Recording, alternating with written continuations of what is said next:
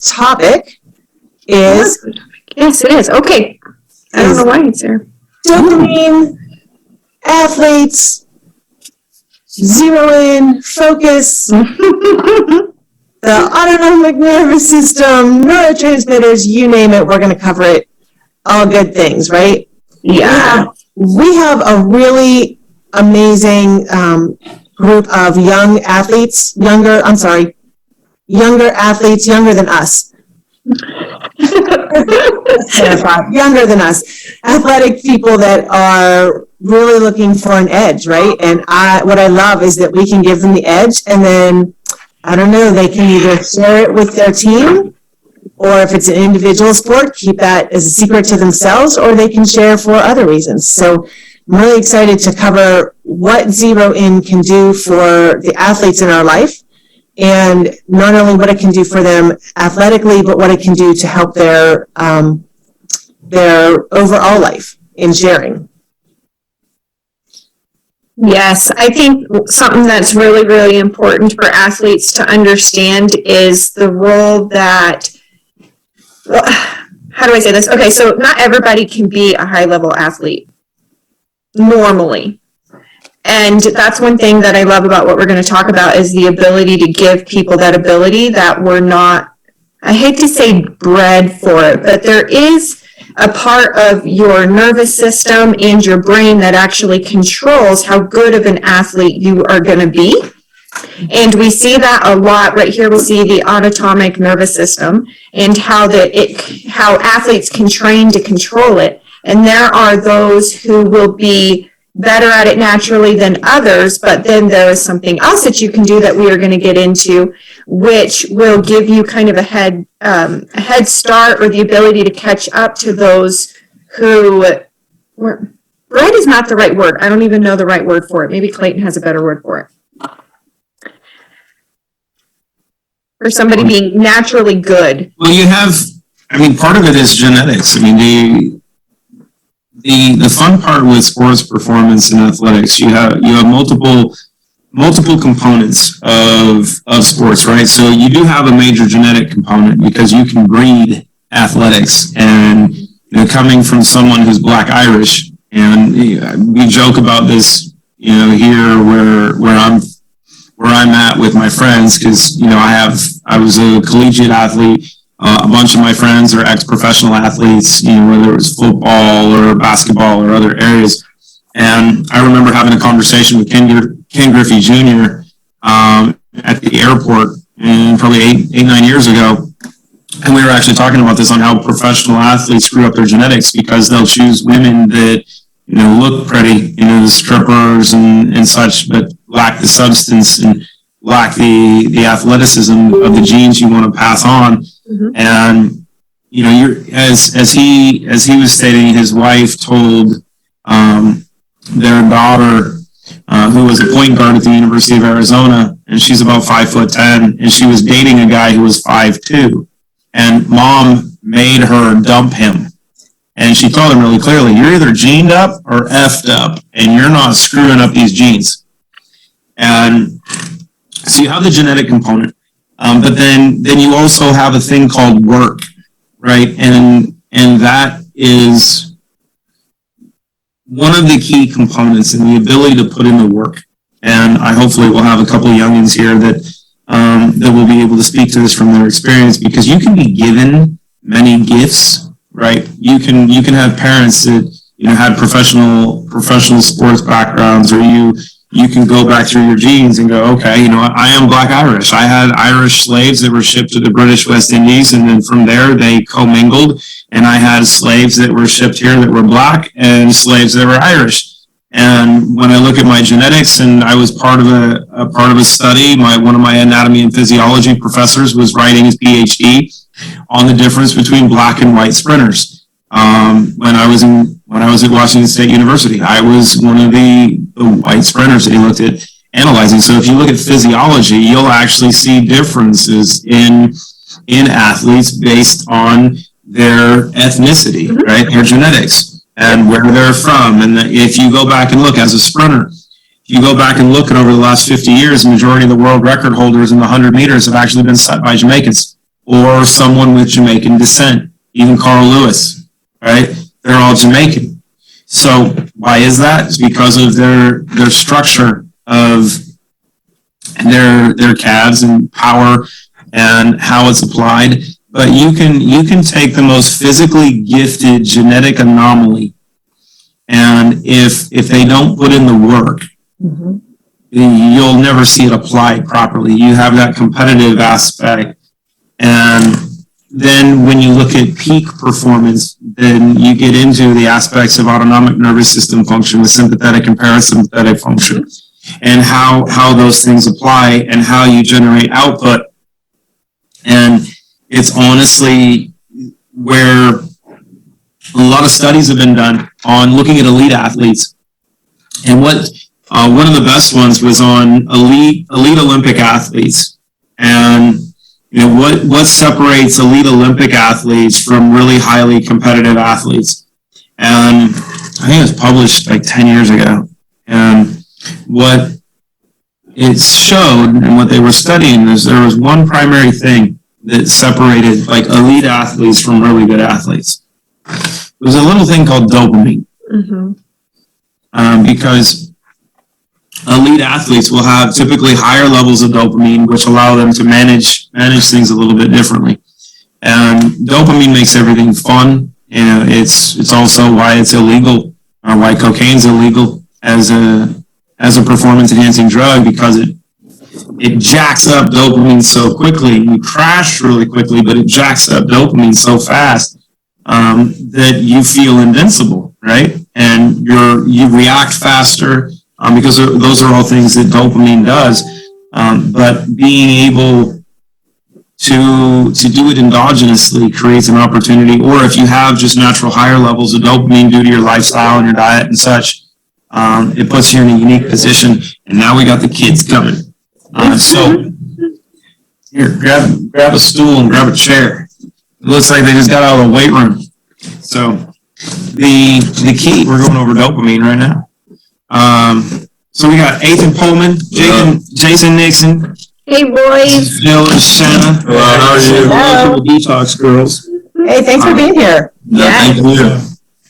Awesome. You gotta sit on the top of the stool. He's already like 6'3". He's like, I'm gonna sit on the top of the stool just so I look good. So you have two guards, right? Shanna's son is probably going to be playing down here in Nashville next year. He just graduated this year. He's 6'7". He will dunk on you. Here he is. Oh yes, Ian's good people, and yes, he will dunk on you. Is he playing NBA? No, he's I'm trying to get him to go to play with Answorth? I know Smallwoods at Tribeca? At Tribeca, yeah. He's already there. We're planning on getting him. We have down. that finalized meeting this week to decide. Let's go.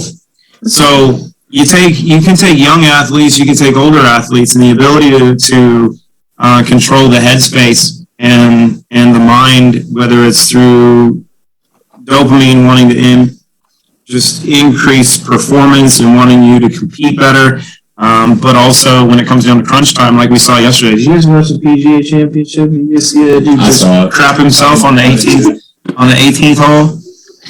You get to see the mental components, and Jason was actually one of the first examples of this that we saw 2 years ago when we started playing with Zero in an AAU tournament.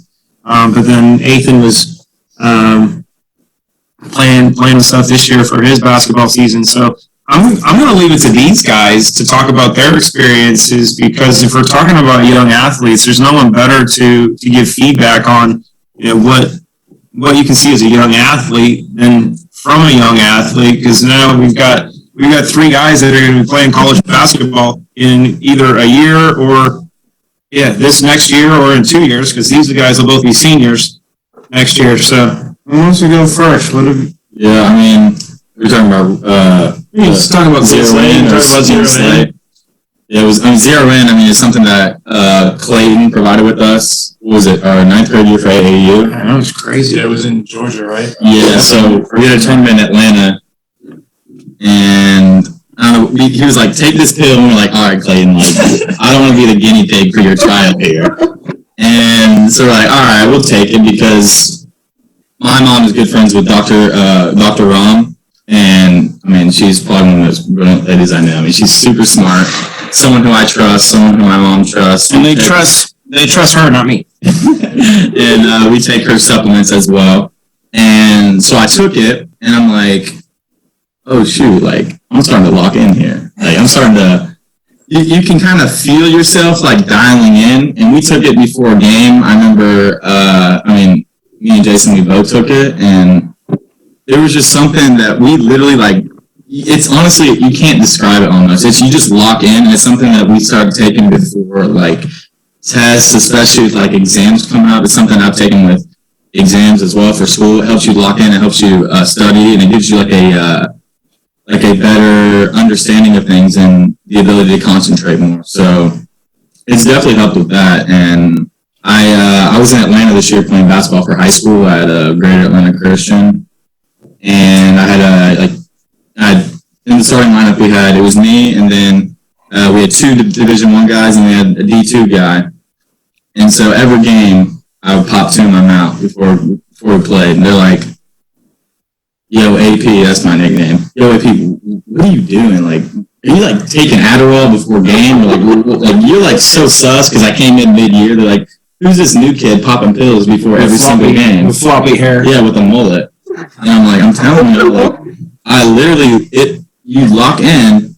And so I gave it to some of my, some of the guys on my team, and they're like, "Holy cow!" Like, I remember we played one of the top teams, number 2 team in Georgia with, you may know because you were playing college basketball. It was Jabari Smith's high school team who went to Auburn.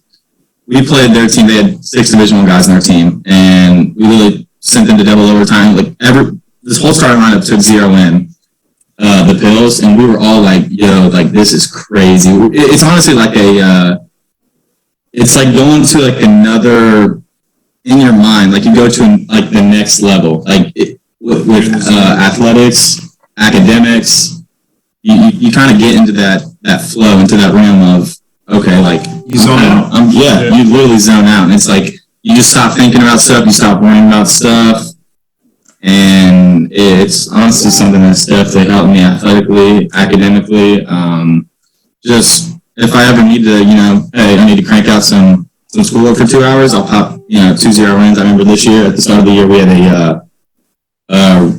like the first day of school, we had an exam, me and Jason, for English.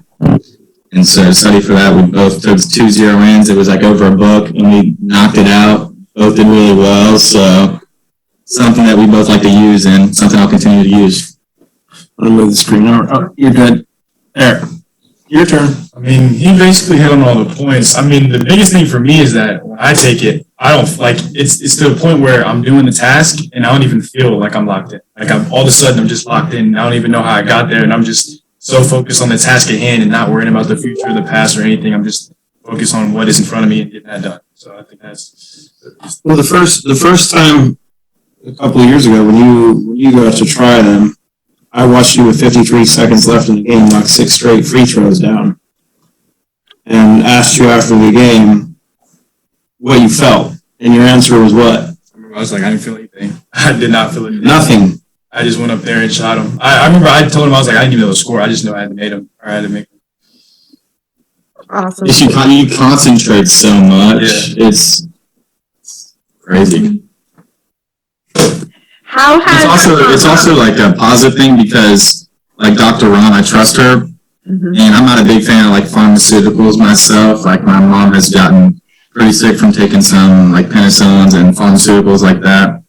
And so we're a pretty natural family. Like we eat really healthy. We, like my mom makes her own sunscreen. We drink hydroxychloroquine, like ivermectin. I remember my dad wasn't feeling good the other day. She took ivermectin. Like we're pretty natural.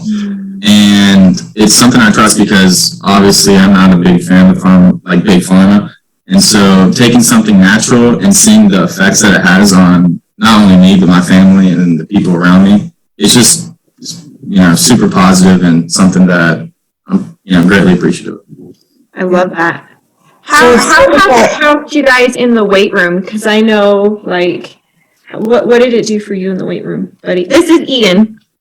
Nice to meet you. Nice to meet you. Well, it just once I took zero in, I noticed like I was just locked in the weight room, even not just on the court. And the court kind of gives you like tunnel vision. Like, dude, Yeah. like even in this like big atmosphere, the state tournament, we there's so many people there. It's so loud. You don't hear anything. You're just locked in. You can't even know what's going on around you. Like the stadium, I can't even remember it. Like, that's just how crazy it was for that. But for the weight room wise, I noticed it was helping me just focus like on like my muscles and like what I'm supposed to kind of activate. I guess what's saying is that it increased my squat. Like from the first 2 weeks of taking zero in, my squat went up 40 pounds. So How much were you squatting before, and what are you doing now? I was squatting 365, and then I started working up, and then I got up all the way to 405, and then now I'm at 415-ish. Just wanted to make sure these guys heard that, so they have some room for improvement. They're like, oh man. But it's rare for basketball players to put up that much weight as well. Because it's typically like football. Not recommended. But your mom's kind of a beast on her own, so Ian knows genetically. He can just look at his mom and go, he's one of the few guys that can look at his mom and go, she will whoop my hiney. She's a black belt kung fu. I used to train Muay Thai. Awesome. I grew up, so actually that's what I wanted to tell people. That was something that I haven't really talked about much, but so I grew up in martial arts and I was a technical climber. My daddy was a technical climber for search and rescue in Colorado. And growing up in martial arts, I started Shomlung Kung Fu since the time I could walk. And so, and Mama said I walked at 9 months. So from 9 months on, Daddy was training me Shomlung Kung Fu. And so I started traditional Korean Taekwondo whenever I was 10. And I could remember, like, until I started zero in, I had forgotten what it felt like for the focus. And so whenever I would fight, I was a champion fighter and I trained junior Olympians. And so whenever I would fight, it was like there was nothing else going on. And I could, even though I was staring at the person's chest, and they actually kicked me out of fighting teenagers, I had to go, and then they made me fight women, and they were mad that a teenager was beating them. So then I had to go fight the adult black belt men.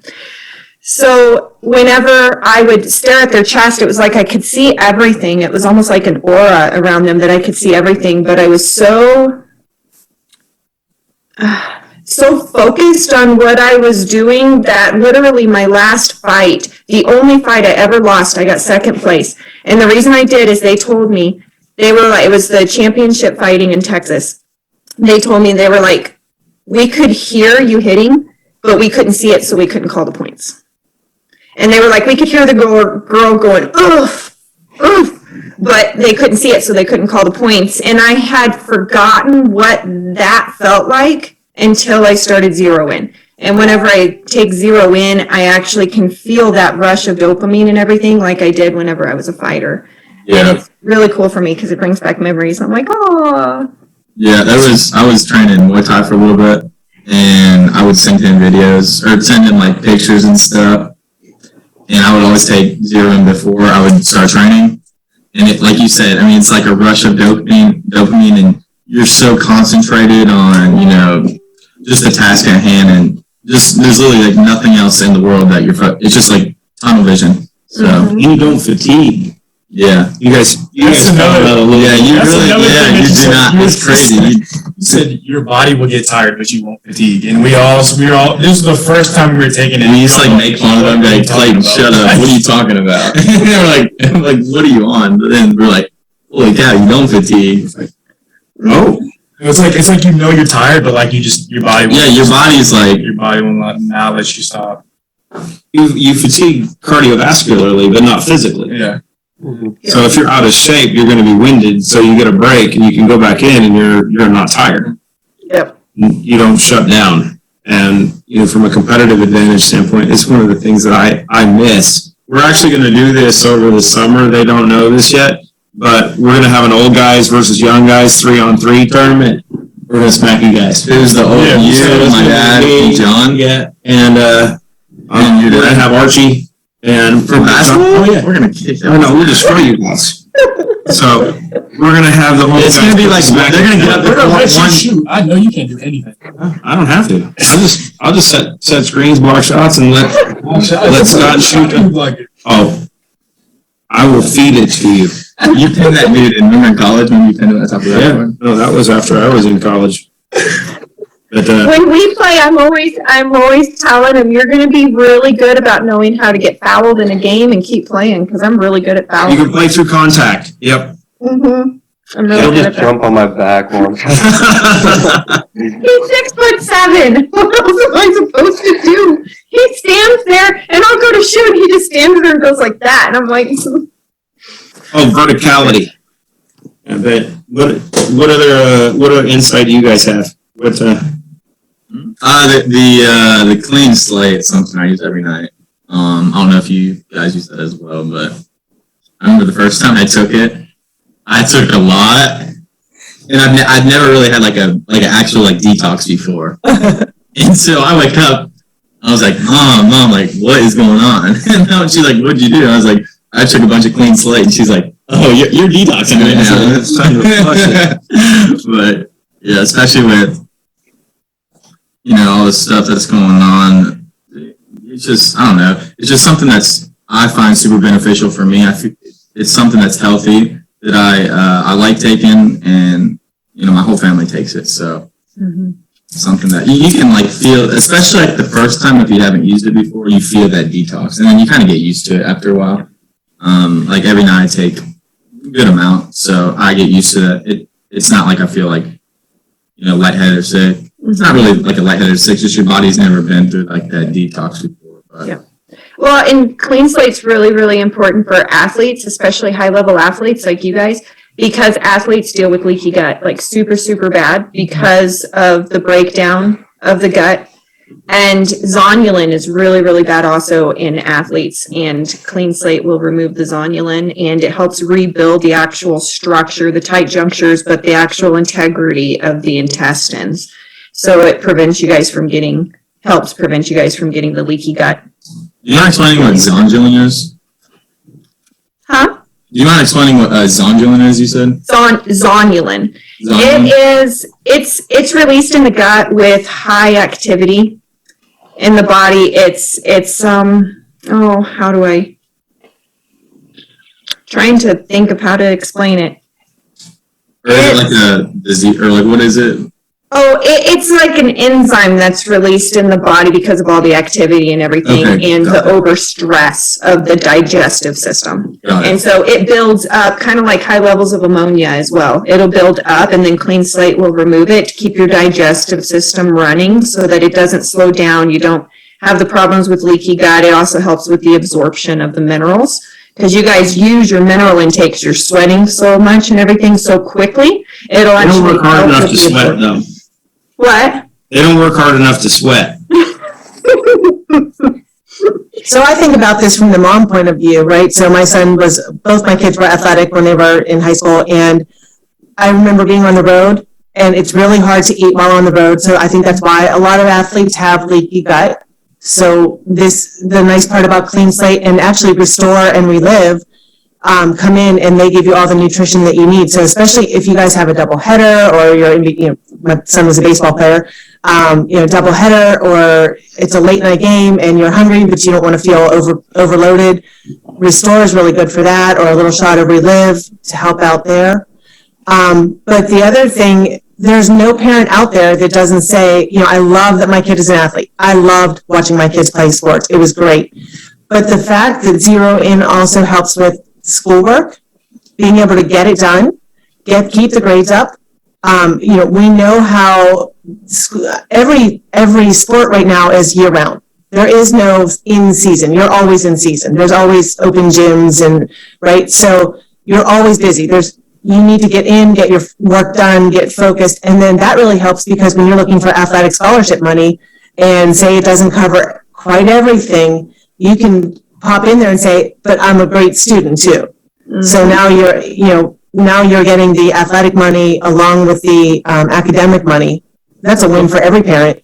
You bring up the fun little part of money, which is where these guys are going to be working with me this summer on, and especially now with college athletics, having the NIL with your name, image, and likeness opportunities. That the opportunity to use the Root platform to help other athletes, and there's a little bit of an advantage to being the first ones to use stuff like Ethan was talking about. When you give your teammates a couple capsules to try, and they're like, "Holy cow, this stuff is amazing."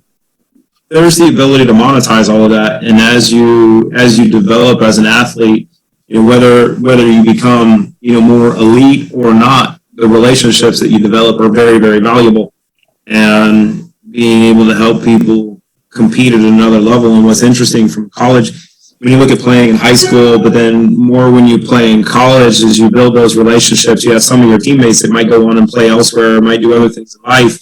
You can actually create the infrastructure that can monetize all of that throughout the duration of your lifetime and those relationships. So it's going to be kind of fun. I Who doesn't want to make money while they're in college? Isn't that the crazy thing? Is that kids now, based on what we know and what we've done, have an opportunity to generate and really develop a massive infrastructure for business development that might make them enough money while they're in college that they really don't think about working.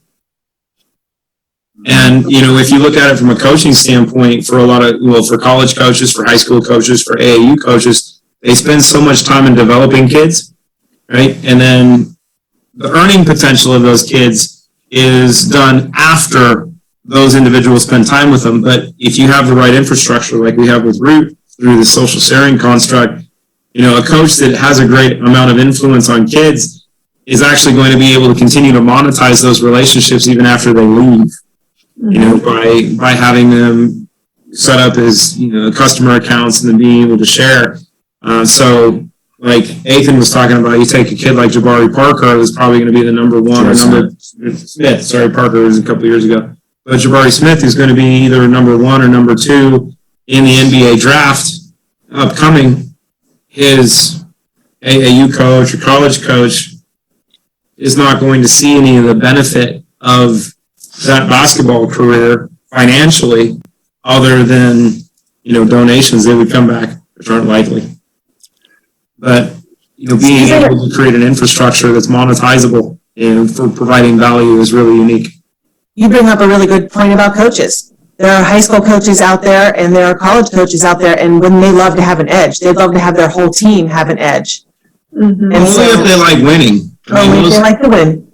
Most people, have a desire to, continue winning. I think they give awards for that because they don't talk well about the losers. Like the coach that they had. I knew you were going to say that. Yeah, he's not around anymore because he wasn't a very good coach. And he took a couple L's when he didn't need to. So, you don't inspire your players to play well. You don't get to stick around very long. But I think it's really important. And the more you can invest in your youth, the better things are going to be over the long term. And we live in such a unique environment. Now we got monkeypox. You believe that? I'm getting vaxxed. Yeah, you should get your shots. That'd be a first. So the interesting part of the environment, and not like they've mentioned, the stress response, being able to manage that, whether it's in school or on a court or in the weight room or at home, and even the environmental stress because of social activities, whether it's on social media. Like Jason has a massive influence on social media. He's on Instagram. You got what, 5-6 followers like me? I'm not even on Instagram. That seems perfect. He's got 7. Yeah, it's more than me. But the key of being able to have something that you can take that's natural, that's safe, that'll actually make you feel better than most of the substances the kids are going to go to the street for. Whether you're going to smoke it, whether you're going to inhale it, Whether you're going to consume pills and pop pills and stuff, you've got something that'll actually make you feel better and function better than all the other stuff. And as you get older, if you want to try that stuff when you're a lot older, then you take a couple zero in with it is even better. Yes. So an important point to point out is that this is banned substance free. It's certified. So it's safe for all athletes. By the BSCG, so Banned Substances Control Group. It's all WADA, USADA certified. It's banned substance free, and I think that's important because we have kids as young as 5 using Zero In for school and class and performance, and they do amazing with it. And kids as young as I think 85 right now. We actually do have a motocross street bike racer who's 85 years old, drag racing motorcycles, and he's pegging a 0.00 on his reaction time. He went 0.00 and 0.01 on his reaction time, which is unheard of at 84, 85 years old. That's amazing. Yeah. It is so amazing. The actual product itself, so Zero In, is actually connects the electrical signals in the brain for that quick response. I'm going to let them share with you. I've got to do a Zoom real quick.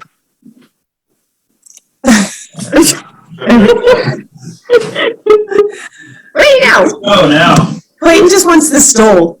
He wants to come back and sit on the higher stool. That's what I'm happy. Yeah, thanks. Yeah. I know his tricks. So I would like to hear some stories from either Ian or you two guys about things that may have happened during games or stuff like a story where you know that the difference that Zero In made versus what it would have been like otherwise, or what the other team was like because they didn't have it. I would say probably when I was in Atlanta, we played in the region championship. This is the same game against the team where Jabari Smith's high school. And when I took 2 pills, and it was a packed out crowd, and I literally don't remember like the crowd saying anything, or I had a few friends who were at the game, and they were like, I remember I was shooting free throws, and they were like, "Yo, did you hear them like chanting Whitey?" Because I was the only white person on the court. They're like, "Did you hear that?" And I was like, "What do you mean?" And they showed me a video of everyone being like, their whole student section chanting Whitey, Whitey. So I was like, I'm being serious. I do not remember that. So it was just you zone out, and it's honestly kind of cool because you just lock in on what you're supposed to do, Right. and it's super beneficial, honestly. So.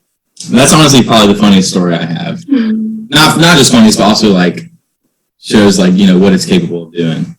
Right. Yeah, like in your memory after the games, it's almost like you just remember the court. You don't even, like, everything else outside of it's like black. So you just see hoops, court, and then who you're hooping against. That's about it.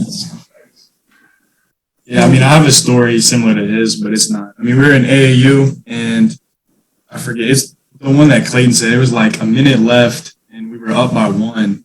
And I had 6 straight free throws, just back to back to back, and I made like 2 at a time, 2 in a row, and I just did not focus on the score, the time. It was just, I got to make a free throw. I got to make a free throw. So Mm-hmm. it's like you zone out, but you zone so much out that you're zoned in. Like it's Yes. Mhm. I think it helps you guys control your heart rate without having to learn to control your heart rate, because that's something that I was taught in martial arts that I've tried to teach the kids, but it's really hard to learn. And I have seen that Ian and his sister both with it, that they're able to control their heart rate and control their breathing to where they don't, not only do they not elevate it so far to where, after you get to a certain point, it's like your mind just blows and you can't control it and it's just too much, right? And with being able to control your heart rate and be able to switch from your sympathetic nervous system to your parasympathetic nervous system between you need to perform, you need to do this, and then you have a 1-minute break and you're actually resting and recovering, to going out and being able to go back out and perform at that high level again and be able to switch just like that. I see that a lot. And I think it's quite incredible because that's something that takes years to learn. Yeah, the heartbeat and the breathing for sure is something that you're not really taught how to breathe correctly a lot of times in sports. Like, it's not like for basketball, like, we've never been taught how to, our coach hasn't been like, you need to do this, you need to exhale or inhale for this amount of time and exhale for, this amount of time. But, taking Clean Slate, it's something that you just get like a natural inhale, exhale, and you're not even thinking about it, but you're getting like the proper, breaths that you need. And you're not, a lot of times when you exercise, a lot of people have the tendency to hold their breath, which is actually not good to do. Mm-hmm. But you get the proper oxygen to your brain. And honestly, like you said, martial arts, that taught me, that's something that we've worked on is, breathing in, breathing out, controlling your breath. So that's something that's super positive about the zero in as well. Yeah. Excellent. Wow. I got a story, I guess. It was for rankings and playoffs to see who we were going to play against. I think it was actually the first round, but I remember going into the game just off completely, and I was just like, what's going on? I mean, like, bunnies just weren't going in. I was so confused, and then I was just, I forgot to take my zero in that day, like all day together. We were on the road, so it was super bad. We go on halftime. I had two in my bag, and I popped them right at halftime while coach was talking. I come in the third quarter and hit 10 points in the next 5 minutes. And then just kind of went off from there. And Yeah. Where are y'all from again? South Dakota. Okay, yeah, Clayton told me. Okay, yeah, that's what I thought. Clayton told me about some kid from South Dakota taking zero in and balling on everyone. So Yeah, that's great. I think one of the best ways to know if something's working is actually to quit. Mm-hmm. If you miss it, if you miss one game, so Ian had that experience. So you miss one game, or for him, luckily it was just half. Luckily he had something in his bag. But if you truly want to know if something's working, that's a great way to know. Just accidentally don't take it one time. I think you'll figure it out very quickly. Yes. So. Yep. All right. Well, I appreciate you guys being here because to me, there's nothing better than hearing from another athlete and hearing their experience and being able to hear their explanation of it. Because I think sometimes, Shanna and I do a lot of work in educating people, and we love talking to other moms, but I think your age bracket needs to come in, and I know you guys are already sharing, and I think this is really important information. So I'm really appreciative that you're here, that you're willing to share with others, and we look forward to passing all of this information along. Yes, ma'am. Thank you very much. Thank you for having me. Thank you guys so much. Thank you so It was much. nice talking to y'all. It was nice talking. Nice talking to you too. You too.